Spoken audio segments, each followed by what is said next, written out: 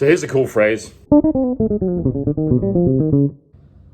So, little Jaco essay from Donna Lee. Now, often when we're playing stuff, a cool thing to do is to think about where you're playing something on the fingerboard. Also, when you're practicing something very slowly, sometimes you'll come up with different fingerings that might not work at the fast tempo. One of the things that's interesting, I could pick a more efficient fingering for this, like this. Check it out, I could go.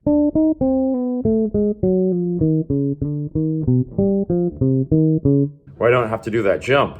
But this is really awkward because I've got to go like that. That's really rough to play.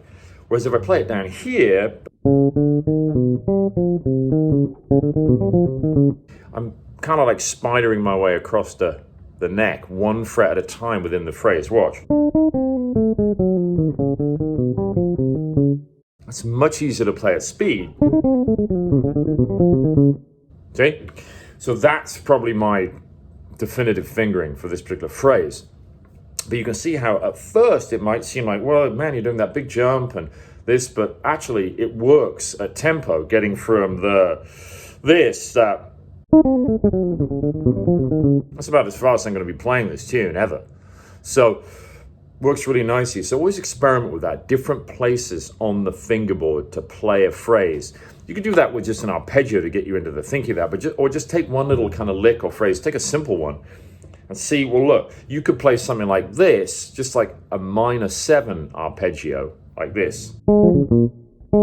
It's a B flat minor 7, right? Or I could play it like this. Right? It's the same arpeggio. I'm starting on my pinky there on the D string.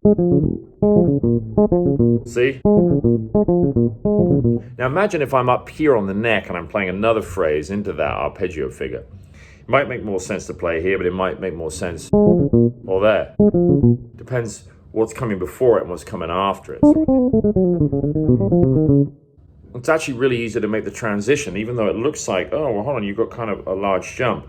But I'm staying on the same 2 strings that I was playing on before. So my hand isn't having to jump up and skip a string. You see, this phrase, when I've gone, right? I've been playing on the D and the A string, and now I just move to those same 2 strings. And then up there like that. It's much easier. That jump of the 6th here is much easier than down here. Like I said, that was the awkward part of the phrase. But here, it sits under my hands really well.